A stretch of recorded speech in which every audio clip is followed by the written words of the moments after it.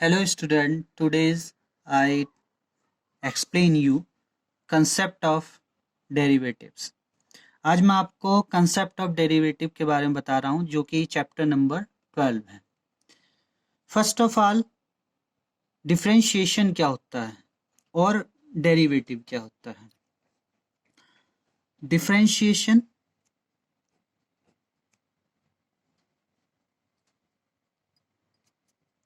and second term is derivative. And what is the differentiation और differentiation क्या होता है, डिफरेंशिएशन क्यों यूज किया जाता है और डिफरेंशिएशन और डेरिवेटिव में क्या डिफरेंस है ये मैं आपको एक्सप्लेन कर रहा हूँ. देखिए, डिफरेंशिएशन होता है एक प्रोसेस जिसके थ्रू हम किसी भी ऑब्जेक्ट की छोटी से छोटी वैल्यू को कैलकुलेट कर सकते हैं. जैसे आप फिजिक्स में यूज करते हैं. फिजिक्स में होता है कि आपके पास ये कोई कुंडली है या कोई सर्किल है, परवलय है,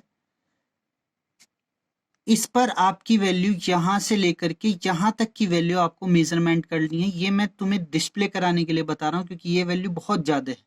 बट अगर आपको ये छोटी सी माइनर वैल्यू को यूज करना है, इसकी मेजरमेंट निकालनी है, तो आप इस डिफरेंशिएशन का यूज करते हैं. डिफरेंशिएशन एक प्रोसेस होता है और इस प्रोसेस से जो रिजल्ट आता है उसको हम डेरिवेटिव बोलते हैं. ओके, तो डिफरेंशिएशन एक प्रोसेस है और डेरिवेटिव एक रिजल्ट है. और डिफरेंशिएशन हम यूज क्यों करते हैं, ताकि हम कोई सी भी छोटी से छोटी वैल्यू को कैलकुलेट कर सके, इसलिए हम डिफरेंशिएशन प्रोसेस का यूज करते हैं. अब ये होता क्या है वो देखिए. डिफरेंशिएशन का मीनिंग होता है change, rate of change of y with respect to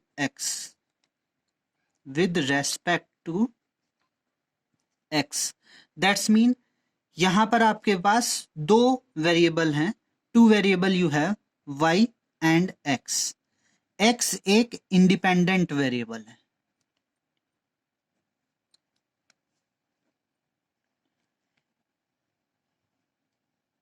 okay बेटा. एंड y एक डिपेंडेंट वेरिएबल है.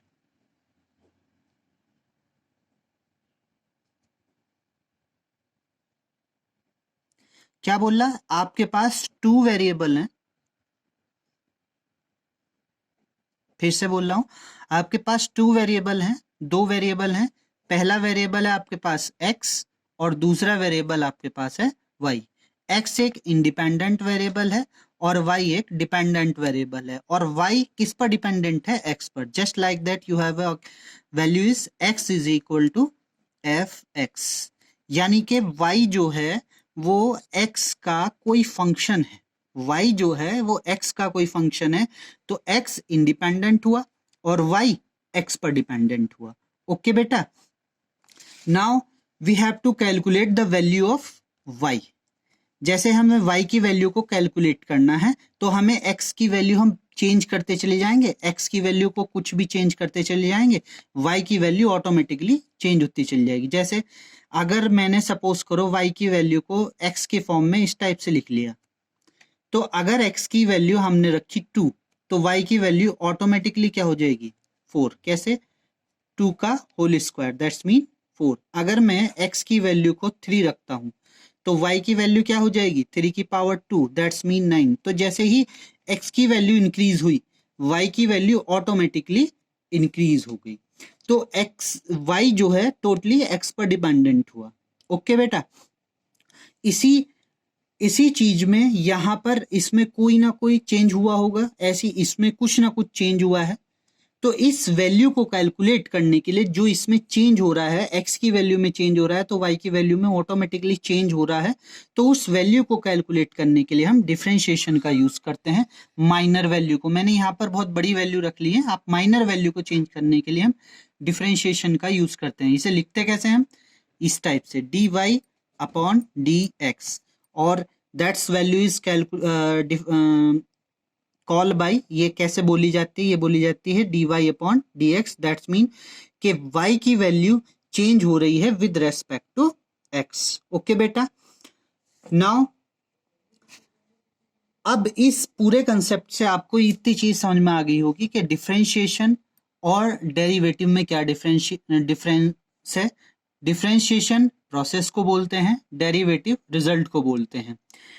डिफरेंशिएशन का मीन्स होता है rate of change of y with respect to x, यानी कि वाई की वैल्यू जितनी भी चेंज होगी वो किसके रेस्पेक्ट में होगी, एक्स के रेस्पेक्ट में। चाहे एक्स घटेगा तो वाई घट भी सकता है, बढ़ भी सकता है, और एक्स अगर बढ़ेगा तो वाई घट भी सकता है, बढ़ भी सकता है। वो according to the function define होता है, जो भी उसका फंक्शन होगा, जिस टाइप से डिफाइन होगा उसी हिसाब से एक्स की वैल्यू बढ़ेगी या घटेगी, तो एक्स की वैल्यू वाई की वैल्यू बढ़ेगी या घटेगी वो इसके फंक्शन पे डिपेंड करेगा।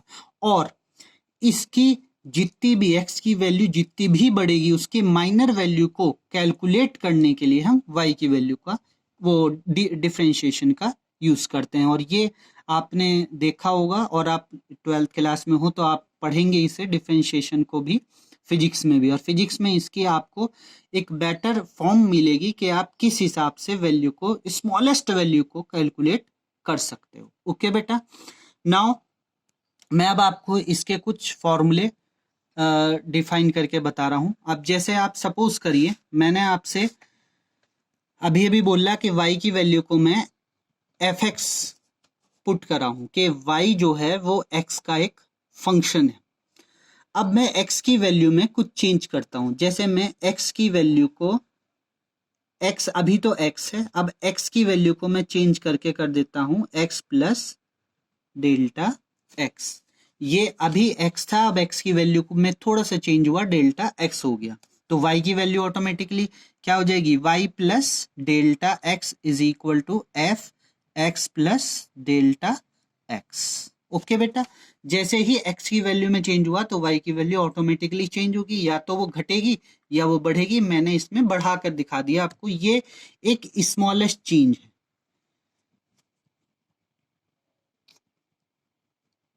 Smallest change in x। और ये जो वैल्यू ये बढ़ेगी किसके हिसाब से, यहां पर y के हिसाब से, क्योंकि आप y में तो बढ़ा रहे हो तो डेल y के हिसाब से बढ़ेगी। और ये एक स्मॉलेस्ट चेंज है, smallest change in y। Okay बेटा, जैसे ही x की वैल्यू बढ़ी y की वैल्यू भी इंक्रीज हुई। अब आपको मैंने पहले ही बताया कि x की वैल्यू पहले x थी, तो फंक्शन हमारे पास y is equal to f x था। अब x की value x plus delta x हो गई, तो हमने x की जगह x plus delta x write कर दिया, तो y की value automatically y plus delta y हो गई। अब मैं इन दोनों को सब्ट्रैक्ट करता हूँ। देखिए मैं देखता हूँ कि डिफरेंशिएशन कैसे आता है, वो देखिए। देखिए y प्लस डेल्टा y में से हम y को सब्ट्रैक्ट कर रहे हैं अपॉन, ये हमारे पास हो गया चेंज जो y में हुआ है। अब किसके रेस्पेक्ट में हुआ है वो भी आपको लिखना पड़ेगा, तो हम किसके रेस्पेक्ट में बता रहे हैं, x के रेस्पेक्ट में। तो x में पहले क्या था, अब क्या है जो चेंज होकर हुआ है, आपने क्या चेंज करा था, x प्लस डेल्टा x। और किस में से चेंज करा था, x में से। पहले x था और बाद में आपने चेंज करके उसे x plus delta x right कर दिया था। अब इन दोनों को अगर आप देखते हो तो हमारे पास क्या हो जाएगा, delta y upon delta x, delta y upon delta x। ये वैल्यू आपके पास इससे बन गई। देखिए ये इससे कैंसिल आउट हो गया, ये इससे कैंसिल आउट हो गया, तो इसका मतलब हमारे पास ये फॉर्म बनती है। और इस फॉर्म को हम इस फॉर्म में भी राइट कर सकते हैं, जैसे F x plus delta X minus F x upon delta X. तो this is the form of delta Y upon delta X. तो यानी कि delta Y upon delta X की वैल्यू इस फॉर्म पर डिपेंड करेगी। देखिए अब मैं आपसे क्या बोलते आ रहा हूं कि ये एक बहुत माइनर वैल्यू के लिए चलती है, तो मैं यहां पर लिमिट लूंगा, taking limit on both side, taking limit on both side where x tend to 0, यानी कि x की वैल्यू 0 हो सकती है, हो 0 नहीं हो सकती, बट 0 के बहुत पास तक जा सकती है। 0 नहीं होगी किसी भी कंडीशन में, x की वैल्यू 0 नहीं होगी, बट x की वैल्यू 0 के बहुत पास तक जा सकती है। मतलब आप ये समझ लीजिए equal to 0 but not equal to 0, that is the difference between these x tend to 0, यानी कि x की वैल्यू 0 नहीं होगी बट 0 के बहुत माइनर, बहुत पास तक होगी। तो यहां पर जब हम वो वैल्यू रखेंगे तो हम क्या लिखेंगे, limit x tend to 0 del y upon del x is equal to limit x tend to 0 f x plus delta x minus F x upon delta x. अब यहां पर मैंने आपसे बताया कि इस x की वैल्यू, यानी कि x कौन सा है, चेंज है, तो यानी कि हम चेंज की वैल्यू को ही कहां तक लेके जा रहे हैं, 0 तक, 0 के पास तक, नॉट अ 0। तो ये डेल्टा x की वैल्यू हमारी कहां तक जा सकती है, 0 के पास तक जा सकती है, बहुत कम डिफरेंस होगा 0 और इसके बीच में। तो इस पूरे फॉर्म को हम क्या बोलते हैं, डिफरेंशिएशन। ये हमारा क्या है, एक डिफरेंशिएशन फॉर्मूला है। इसी चीज से हम डिफरेंशिएशन की वैल्यू को निकालते हैं, और जब वैल्यू निकलती है तो हमारे पास क्या बनेगा, वो रिजल्ट बनेगा, जिसे हम क्या बोलते हैं, डेरिवेटिव। तो इसको हम कैसे लिख सकते हैं, dy upon dx is equal to limit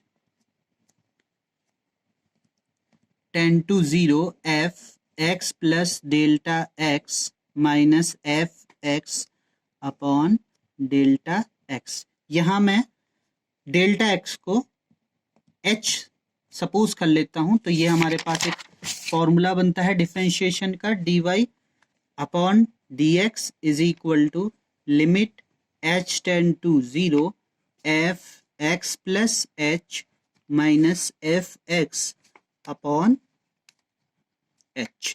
तो this is the differentiation formula. आपके पास दो वैल्यू हैं, यहां पर भी आपके चैप्टर को स्टार्टिंग करने से पहले आपको दो वैल्यू को समझना बहुत जरूरी है। एक तो होता है कॉन्टिन्यूटी और एक होता है डिफरेंशिएबिलिटी।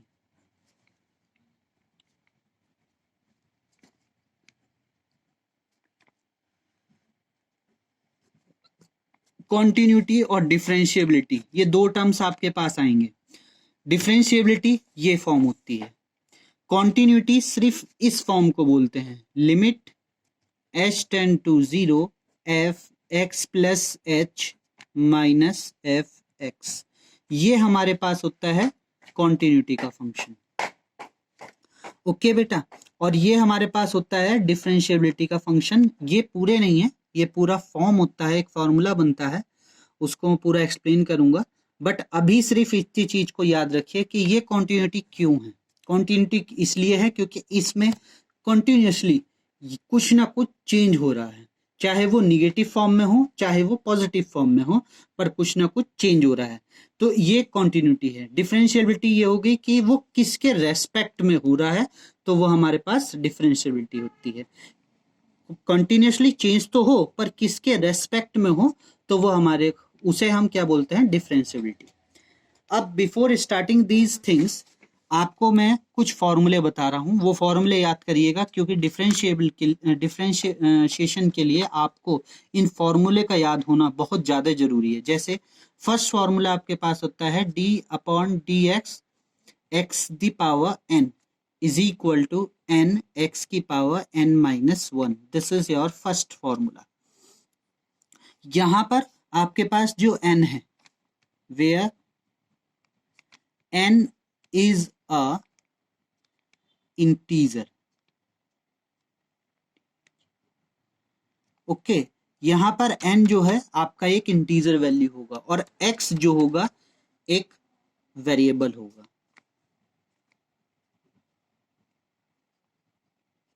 ओके बेटा, अब मैं इसे आपको प्रूफ करना बता रहा हूं। ये हम कैसे, ये फॉर्म हमारे पास कैसे आता है इसका, डी अपॉन डी एक्स की पावर एन की वैल्यू एन एक्स की पावर एन माइनस वन कैसे आई, ये मैं आपको डिफाइन करना बता रहा हूँ। और ये क्वेश्चन भी आता है। जैसे फर्स्ट सपोज कर लीजिए कि हमारे पास एक फंक्शन है y is equal to f x, ये हमने लेट कर लिया, दिस इज माय फंक्शन, और एफ एक्स की वैल्यू हमने सपोज कर ली x की पावर n, तो ये वैल्यू हम यहां रखेंगे तो y इज इक्वल टू हमारे पास हो जाएगा x की पावर n। अब सेकंड थिंग्स मैंने आपसे बोला था कि जब हम वैल्यू में चेंज करते हैं तो कुछ ना कुछ चेंज उसकी y में भी होगा। जैसे ही हम x की वैल्यू में चेंज करेंगे, इंडिपेंडेंट वैल्यू में चेंज करेंगे, तो डिपेंडेंट वैल्यू में भी कुछ ना कुछ चेंज होगा। तो देखिए y plus delta y is equal to मेरे पास क्या हो जाएगा, x प्लस मैंने चेंज करा डेल्टा x का इसके अंदर, या यहां पर मैं एक डेल्टा x को हम h मान लेते हैं, तो ये वैल्यू इसको हम एफ एक्स लिख लेते हैं और इसको हम एफ एक्स प्लस एच लिख लेते हैं। ओके बेटा, तो यानी कि हमारे पास एफ एक्स की वैल्यू हमारे पास सिंपल सिंपल आ गई एक्स की पावर एन, और एफ एक्स प्लस एच की वैल्यू जब हम एक्स की वैल्यू में चेंज करें तो हमारे पास आ गया एक्स प्लस एच की पावर एन। ओके बेटा, और फॉर्मूला आपके पास क्या है जो अभी अभी मैंने डिफाइन किया, d upon D x y is equal to limit h tend to 0 f x plus h minus F x upon h. Okay बेटा, here the value of y is equal to x की power n, you very well know, then we put there y upon dx और y की जगह x की power n is equal to limit h tend to 0 f x plus h की जगह हम क्या लिख सकते हैं, ये वैल्यू, तो x प्लस, और मैंने डेल्टा x की वैल्यू को h रिप्रेजेंट करा था, तो हमारे पास हो जाएगा x प्लस h की पावर n, तो ये वैल्यू हो गई x प्लस h की पावर n माइनस x की power n upon h। Okay बेटा, now you understand why this value have the value of this and why this value have the value of x की power n, because मैंने पहले से ही आपको बोला है कि आप y की जगह x की पावर n यूज कर रहे हैं। जैसे ही हम x की वैल्यू में h का चेंज करेंगे तो y की वैल्यू में भी कुछ ना कुछ चेंज होगा, तो y की value del y plus del y हो जाएगी, जिसको हमने रिप्रेजेंट कर लिया x प्लस h। ओके बेटा, और इसकी वैल्यू को हमने राइट कर लिया x प्लस एच, यानी कि x में h की एडिशन हुआ है, तो x प्लस एच की पावर n। अब इसकी वैल्यू हमने फॉर्मूले में रख दी, x प्लस एच की पावर n माइनस x की पावर n अपॉन h। अब यहाँ पर ये फॉर्मूला आप बनना है, ये आपको क्लास 11th में पता होगा, बाइनोमियल थ्योरम। ओके बेटा, बाइनोमियल थ्योरम क्या थी याद होगी आप सबको, तो उसी के अकॉर्डिंग मैं यहाँ पर आपका फॉर्मूला लगाने जा रहा हूँ बाइनोमियल थ्योरम का। देखिए कैसे, डी अपॉन डी एक्स की power n is equal to limit h tend to 0। Binomial theorem क्या थी, x की power n plus nc1 x की power n minus 1 into h की पावर 1। कैसे आपको पता होगा, x की पावर n और इंटू h की पावर 0 प्लस nc1 x की पावर n माइनस 1 h की पावर 1 प्लस nc2 x की पावर n माइनस 2 h की power 2 and same things dash dash dash ncn x की पावर यहाँ पर 0 हो जाएगी और फिर h की पावर n हो जाएगी और माइनस x की पावर n अपॉन h। अब देखिए x की पावर n ये भी है और x की पावर n ये भी है, ये निगेटिव है ये पॉजिटिव है, दोनों आपस में कैंसिल आउट हो गए। और आप एक चीज और देख रहे होंगे, इन सारी वैल्यू में जो ये x की पावर n के बाद में सब में h कॉमन होगा, तो हम ये वैल्यू यहाँ पर कॉमन ले सकते हैं, limit h tend to 0, h value common ले ली तो ये वैल्यू क्या बन गई nc1 और x की पावर n माइनस 1, यहाँ पर h बाहर आ गया है तो ये वैल्यू यहाँ पर 1 हो जाएगी। फिर आगे की वैल्यू nc2 x की पावर n माइनस 2 h और plus dash dash dash ncn और h की पावर n माइनस 1। ओके, क्यों यहाँ पे क्यों बनाया, क्योंकि हम एक h बाहर ले चुके हैं कॉमन में।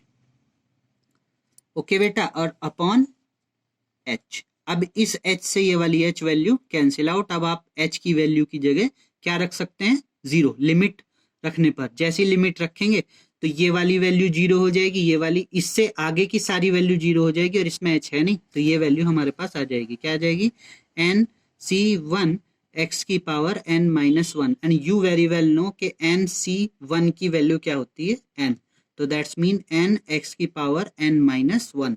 तो ये आपके पास हो गया d upon D X x की पावर n का formula. And this is the derivation of d upon D x की power n is equal to n x की पावर n माइनस 1। अब इसी के बेस पर मैं आपको कुछ क्वेश्चन एक्सप्लेन करने जा रहा हूं, जरा वो ध्यान से देखिएगा। सपोज करिए this is your first question, x की पावर 4। अब आपको इसे डेरिवेट करना है तो आपके पास ये क्वेश्चन आता है कि y is equal to x की पावर 4 है और इसे आप डेरिवेट करके दिखाइए। तो आप डेरिवेट कैसे करेंगे, डिफरेंशिएट लेंगे, taking differentiation with respect to x, क्योंकि आपके पास y जो है वो x पर डिपेंडेंट है, यू वेरी वेल नो। देखिए एक चीज याद रखना, हम अगर ऐसे लिख रहे हैं dy अपॉन dx तो दैट्स मीन x की वैल्यू y की वैल्यू x पर डिपेंडेंट होगी। अगर मैं ये ऐसे लिखता हूं dt अपॉन dx तो आपको पता चल जाएगा कि t की वैल्यू x पर डिपेंडेंट होगी।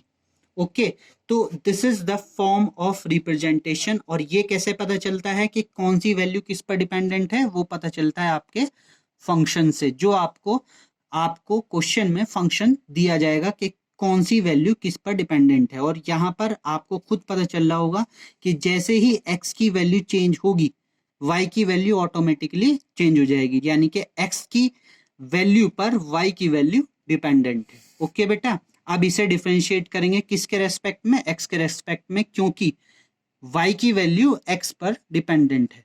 तो differentiate it with respect to x, तो ये क्या हो जाएगा dy अपॉन dx